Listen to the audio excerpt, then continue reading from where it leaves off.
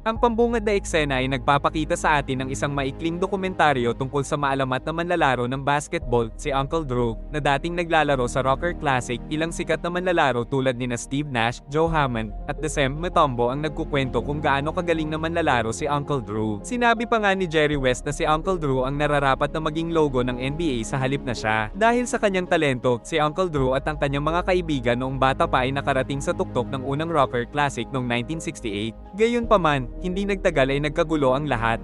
Ang tsismis ay nakitulog siya sa isang kasintahan ng isa sa kanyang mga kasamahan sa koponan noong gabi bago ang finals. Dahil sa insidente, hindi siya nakapaglaro ng maayos sa finals. Pagkatapos ng laro, misteryosong nawala si Uncle Drew at nawala sa aksyon mula noon. Sa kasalukuyan, isang coach ng basketball na nagngangalang Dax Winslow ang bumubuo ng isang koponan sa pag-asang manalo sa Rocker Classic. Ang kanyang koponan ay maraming magagaling na manlalaro. Ngunit lahat sila ay umaasa sa star player na si Casper. Malaki ang pag-asa ni Dax kay Casper at ginagawa niya ang lahat para manatili itong kontento. Habang nagpa-practice sila isang araw, dumating sa court ang kaaway ni Dax noong bata pa siya na si Mookie at kinutya siya dahil naisip pa niya ang manalo. Nanalo na siya ng 7 sa 9 na Rocker Championships at hindi niya ito nalilimutang banggitin kay Dax tuwing magkikita sila. Tiwala si Dax sa kanyang koponan ngayong taon. Gayunpaman, binanggit ni Mookie na dahil mayroon siyang kasaysayan ng pagkapanalo sa kompetisyon, ang mga bituing manlalaro tulad ni Casper ay naaakit sa kanya. Nag-aalala si Dax sa kanyang komento dahil kung gusto ng mga manlalaro na sumali sa koponan ni Mookie, hindi niya sila mapipigilan. Pagkaalis ni Mookie, sinubukan ni Dax na umapela kay Casper at tanungin siya kung may kailangan siya. Dahil alam niyang nagtatrabaho si Dax sa isang tindahan ng sapatos, humingi siya ng bagong pares ng mamahaling Jordans.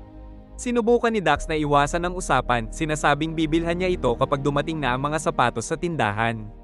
Nang gabing iyon, nanaginip si Dax tungkol sa kanyang pagkabata at kung paano siya hindi napili ng sinumang magulang na umampon sa isang ampunan. Dahil sa labis niyang kalungkutan, naging interesado siya sa basketball at kalaunan ay naging napakahusay dito. Hanggang sa middle school, wala siyang natatalong laban. Ngunit nagbago iyon nang sa isa sa mga laban, na-block ni Mookie ang tira na ikinasira niya ng isang laro. Dahil sa insidente, nawala ang respeto ng lahat sa kanya at hindi pa rin niya ito makalimutan. Labis siyang natroma sa pangyayari kaya paulit-ulit siyang napapanaginipan tungkol sa laban.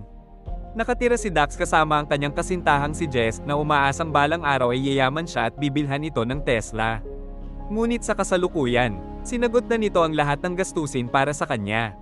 Nang araw na iyon, pumunta si Casper at ang kanyang mga kaibigan sa tindahan ng sapatos sa pinagtatrabahuhan ni Dax, umaasang bibilhan niya sila ng sapatos gaya ng ipinangako. Upang hindi sila mapunta kay Mookie, pumayag si Dax na bilhan silang lahat ng isang pares kahit na halos $1,000 ang halaga nito. Tinanggihan ng card ni Dax, kaya kinailangan siyang tulungan ni Jess na bayaran ang mga ito. Kinabukasan, masaya siyang pumunta sa court para ipamahagi ang jersey ng koponan. Labis niyang ikinagulat ng si Casper, kasama ang iba pang miyembro ng koponan, ay nagpas siyang sumali sa koponan ni Mookie na siyang nagtaksil sa kanya. Hiningi ng galit na si Dax ang sapatos, ngunit tumanggi silang ibalik ang mga ito. Kinabukasan, isang video niya na sinusubukang agawin ng sapatos mula sa mga manlalaro ang naging viral. Napahiya sa insidente, nakipaghiwalay si Jess sa kanya at pinalayas siya sa bahay. Naiwan si Dax na may basurahan na puno ng kanyang mga damit at walang mapupuntahan. Kahit na walang tirahan, pumupunta siya sa ilang basketball court sa paligid ng New York, sinusubukang kumuha ng mga mahuhusay na manlalaro para sa kanyang koponan. Gayunpaman, dahil wala siyang panalo, walang gustong maglaro para sa kanya. Sa isa sa mga naturang court, narinig niya ang isang matandang lalaki na nagkomento tungkol sa hindi magandang paraan ng paglalaro ng mga kabataan. Narinig ng mga manlalaro ang kanyang mga komento at hinamon siya sa isang laban. Sa una, walang naniniwala na kayang talunin ng matanda ang mga masiglang kabataan, ngunit agad silang napatunayang mali nang maka-score ang lalaki ng ilang basket at ituro sa binata ang kanyang mali. Humanga si Dax sa husay ng lalaki. Di nagtagal ay nalaman niya na siya pala ang maalamat na manlalaro, si Theodore. Paalis na sana ang lalaki nang yayain siya ni Dax na sumali sa kanyang koponan. Nagduda si Theodore noong una, ngunit pumayag siyang mapabilang sa kanyang koponan kung maisasama rin niya ang kanyang mga kasama. Determinado siyang tipunin ang kanyang dating koponan, sa pagkakataong ito ay para manalo sa kompetisyon. Kasunod nito, sumakay ang dalawa sa van ni Theodore at nagsimula ng isang road trip patungong DC para hanapin ang mga kasama. Sa kanilang paglalakbay, nagtalo sila ng piliin ni Theodore na tumugtog ng lumang jazz music sa halip na hip-hop. Kinaumagahan, huminto sila sa harap ng isang simbahan dahil ang isa sa mga pinangalanang pastor ng mga manlalaro ay nagpalit ng karera at naging isang tunay na pastor. Naabutan nila ito habang binibinyagan ng isang sanggol, hawak ang sanggol na parang basketball. Sinaway siya ni Dax dahil sa kanyang kapabayaan at bininyagan sa lugar ng sanggol dahil dito. Pagkatapos ay sinabi ni Theodore sa pastor na sinusubukan nilang buuin muli ang koponan, tuwang-tuwa si Preacher na sumali muli, ngunit tumanggi ang kanyang asawang si Betty Lou na payagan siyang maglaro. Muntik nang umalis sina Dax at Drew hanggang sa palihim na sumama si Preacher sa kanila papunta sa van ni Drew. Mabilis silang umalis, ngunit nalaman ito ni Betty Lou at hinabol sila gamit ang kanyang van. Muntik na niya silang maabyutan bago tumawid si Theodore sa pulang ilaw at nakatakas. Maya-maya, huminto ang mga lalaki sa isang gasolinahan para magpalamig. Tinanong sila ni Dax kung bakit sila tumigil sa paglalaro noong 1968, ngunit walang natanggap na sagot. Tinanong ni Preacher si Theodore kung naayos na ang problema sa pagitan niya at ng kanilang kakampi na si Big Fella.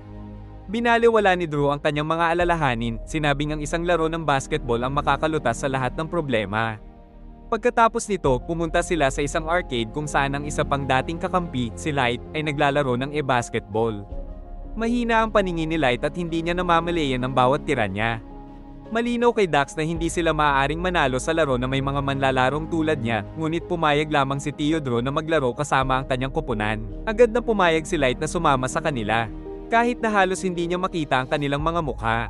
Para sa kanilang isa pang miyembro na nagngangalang Bots, pumunta sila sa isang kalapit na retirement home at nalaman na mayroon itong catatonic schizophrenia at hindi nakakalakad ng maraming taon. Hindi makapaniwala si Dax nang igiit ni Theodore na isama rin nila si Bots sa laro, ang apong si Maya ang tagapag-alaga ni Bots na kailangang sumama sa kanila para masigurong maayos ang kalagayan nito. Ang huling lalaki sa kanilang koponan ay siya ring may problema kay Theodore, na nagngangalang Big Fella. Hindi niya nakausap si Theodore ng ilang taon matapos maghiwalay ang kanilang koponan at ngayon ay nagtatrabaho bilang sensei ng isang karate dojo. Nang unang lapitan ni Theodore si Big Fella, sinuntok siya sa mukha. Ayaw pa rin gumawa ng kahit ano si Big Fella na isama si Drew, ngunit pumayag siyang sumali sa koponan para sa iba. Pagkatapos magtipon ng koponan, bumalik sila sa Harlem. Hinabol sila ng asawa ng pastor na si Betty Lou habang nasa daan, ngunit nawala sila sa isang habulan ng kotse. Paghinto para magpahinga, nakita ni Dax na wala siyang perang pambili ng gasolina. Nakita niya ang isang koponan ng mga babaeng manlalaro ng basketball at tumaya ng $100 para makita kung kaninong koponan ang mananalo. Sa kanyang pagkadismaya, ang grupo ng mga oldies at ang kanyang koponan ay nahihiya at natalo ng mga babae. Sa halftime, sinabi ni Dax kina Drew at sa kanyang mga kaibigan na kailangan niya silang maging mahusay dahil wala na siyang natitirang pera. Natalo pa rin ang koponan, ngunit pinagsama-sama ni Theodore at ng mga lalaki ang kanilang pera upang mabayaran ang pusta ni Dax. Pagdating nila sa Harlem, binisita ng mga lalaki ang basketball court kung saan sila nag-e-ensayo noon. May dala si Drew ng mga regalo para sa lahat ng miyembro ng koponan na sa tingin niya ay makakatulong sa kanila. Para sa liwanag, mayroon siyang isang pares ng salamin na nagbibigay sa kanya ng malinaw na paningin. Para sa Bota, itinago niya ang kanyang paboritong pares ng Converse. Gamit ang mga sapatos na iyon, sa wakas ay nakatayo na si Bots.